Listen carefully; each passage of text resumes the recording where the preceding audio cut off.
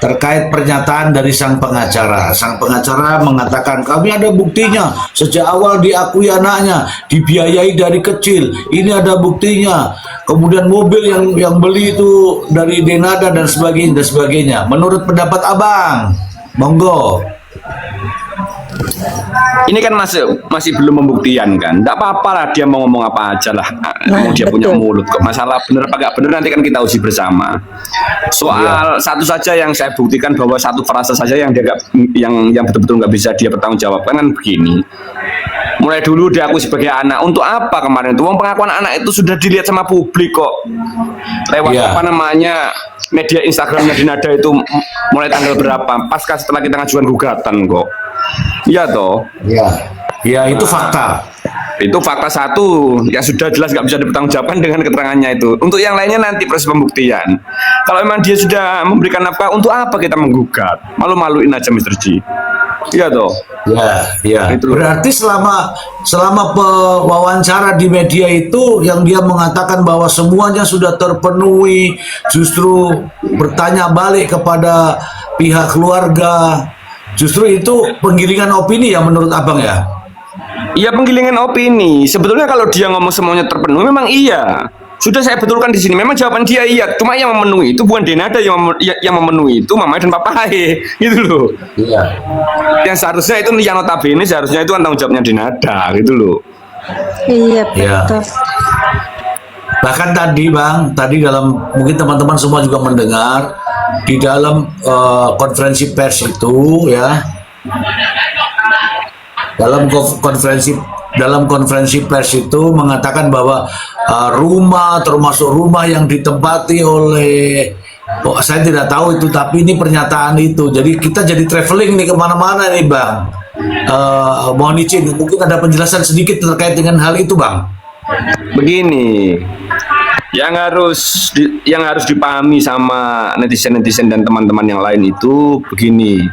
Konteks kalau kita melakukan gugatan perdata itu yang digali itu kebenaran formil, bukan kebenaran material sebagaimana yang layaknya di perkara pidana. Kalau kebenaran formil ya, maka dia mendalilkan, maka dia juga harus punya bukti actori incumbit probatio. Artinya apa? Kalau dia betul-betul bilang sudah memenuhi semuanya, gampang, bukti suratnya tunjukkan. Dia pernah membelikan mobil, tunjukkan kalau ada mobil atas nama SNK dan BPKB atas nama Resa, tunjukkan. Pernah membelikan rumah, tunjukkan kalau ada sertifikat tanah atas nama Resa, tunjukkan. Jangan ngomong asal ngomong aja gitu loh. Begitu Mr. G. Oke, intinya harus dibuktikan ya. Bahkan terakhir tuh ada kalimat-kalimat yang mengatakan begini, mungkin Abang sudah dengar atau mungkin belum dengar, tapi ini saya pertanyakan lagi terkait dengan obscure libel. Itu gugatannya semuanya obscure libel, kan itu satu. Yang kedua terkait gugatan perdata harusnya gugatan terkait dengan perkawinan katanya harus di pengadilan agama, itu yang kedua. Yang ketiga terkait gugatan ini harusnya di pengadilan negeri Tangerang. Demikian Abang, ceritanya seperti itu. Nah begini, itu bukan obscure libel. Jadi yang pertama itu kalau obscure libel itu terkait dengan substansi materi gugatan. Nah, tapi kalau terkait dengan formalitas, saya kan sudah ngomong mulai pertama, memang ada kans gugatan saya di Banyuwangi itu akan ditolak sama hakim untuk dipindah di pengadilan negeri Tangerang, memang iya. Tetapi ingat, kalau hakim sampai melakukan itu, ya, ini namanya begini, di hukum itu ada istilahnya sumum ius, summa injuria, summa crux, summa lex. Selalu ada pertentangan hakim itu dihadapkan antara kepastian hukum dan keadilan. Nah, contohnya gimana? Contohnya begini, di dalam pasal 118 HIR itu bilang bahwa kalau kita mengajukan gugatan itu ada 4 poin. Yang pertama itu di tempat kedudukan penggugat, tergugat memang ya toh. Habis itu di kediamannya tergugat. Yang ketiga di tempat menggugat apabila tidak mengetahui alamatnya si tergugat. Di tempat objek perkara itu melekat, yang keempat.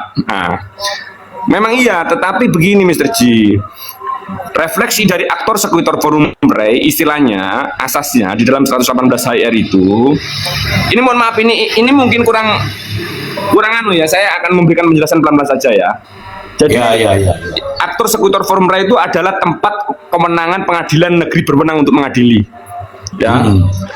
Intinya ketentuan 118 ini adalah refleksi dari asas yang namanya peradilan cepat, biaya ringan dan sederhana. Nah, hakim itu harus merefleksikan itu karena ini kan proses penegakan hukum, proses untuk pencarian keadilan kan begitu. Ya. Jadi kalau hakim pengadilan negeri Banyuwangi tidak melihat bahwa akibatnya sebetulnya ada di Banyuwangi, saksinya itu banyak di Banyuwangi. Jadi resa itu tidak pernah diambil di Jakarta, tidak pernah. Resa itu dari Jakarta diantar ke Banyuwangi, kan begitu. Ya. Diterima sama mamai sama papai itu kan di Banyuwangi, dari Surabaya dibawa ke Banyuwangi, kan begitu kan. Jadi akibatnya itu di Banyuwangi dan saksi-saksi yang melihat itu semuanya dari Banyuwangi. Kalau dipindah ke pengadilan negeri Tangerang, maka hakim itu jelas akan bertentangan dengan asas peradilan cepat, biaya ringan dan sederhana. Jelas tidak cepat lagi kalau kita ke Tangerang, jelas tidak sederhana lagi, jelas tidak murah juga kita kalau ke Tangerang. Saya harus mengangkut saksi-saksi dari Banyuwangi ke Tangerang. Nah itu. Artinya kalau hakim sampai mengabulkan seperti itu ya, mohon maaf ya, kita ini kan di dalam sistem yang korup ya. Welcome to Indonesia ya. Kalau andai kata nanti hakim itu tidak melihat kebenaran di situ, tapi Mahkamah Agung bilang memang ketentuan hukum memang mengatur seperti itu. Itu kepastian hukum itu ada di undang-undang. Masalah keadilan dan asas kemanfaatan itu ada di penegakan hukum. Kuncinya ada di hakim. Kalau hakim melihat keadilan, ya, maka hakim bisa menggunakan powernya namanya ius contra legem. Hakim boleh mengesampingkan undang-undang, boleh mengabaikan undang-undang, bahkan melanggar undang-undang demi pertimbangan keadilan. Di mana konteks untuk mengadili resa itu sebetulnya nggak di Banyuwangi, di Pengadilan Negeri Tangerang, tapi demi keadilan hakim boleh di Banyuwangi. Begitu, Mr. G. Oke.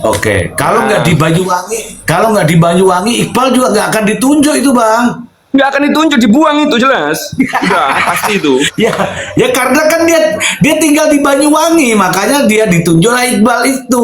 Jadi Iqbal tuh harusnya bersyukur karena kasusnya ada di Banyuwangi sehingga menunjuk Iqbal yang tinggal di Banyuwangi, begitu Bang? Iya, kalau dia nanti berbicara tentang obscure libel, kapasitas untuk menilai gugatan saya ini obscure libel secara material ya. Sudah jangan satu lah, Iqbal itu satu tim aja, saya tunjuk nanti, kita taruh nanti di forum terbuka untuk umum nanti biar semuanya menilai itu pinteran mana kita sama dia. Itu aja lah. Saya juga gemes sama mereka ini. Itu loh. Ya kita tetap profesional ya Bang ya. Saya tetap profesional, tetapi saya ini kalau saya ini ngomong apa adanya Mr. G, nggak saya tambahin, nggak saya kurangi. Iya. Bahkan tadi ini saya itu mendengarkan langsung loh Bang. Saya tadi berharap bahwa Abang itu nonton supaya ucapannya itu Abang dengarkan gitu loh.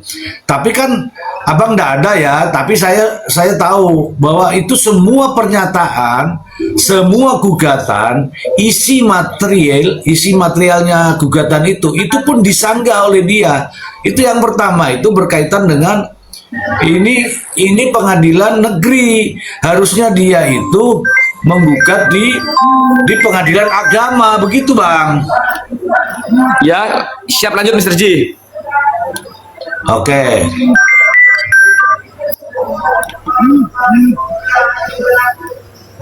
Di pengadilan agama, sehingga ini pengadilan negeri tidak berwenang, katanya ini harus pengadilan agama. Itulah ceritanya. Mungkin terima telepon dulu nggak apa-apa Bang? Mohon maaf, ini dari dari Polres Solo barusan, memang saya janjian, tidak apa-apa dong, dia terlambat, saya masuk aja dah. Udah saya konfirm kok barusan. Siap, lanjut. Enggak, dijawab aja mungkin sesaat lagi atau berapa menit lagi gitu Bang, biar dikatakan kooperatif Bang. Sekarang bahaya loh Bang, enggak kooperatif. Siap. Ya memang ini. Iya memang. Saya janjian sama ini Polres Solo ini barusan ya. Sebentar Mr. G ya, mungkin 2 menit aja ya, izin ya. Boleh. Mungkin teman-teman ini ada waktu 2 menit. Ya, ada waktu 2 menit untuk abang kita ya. Ada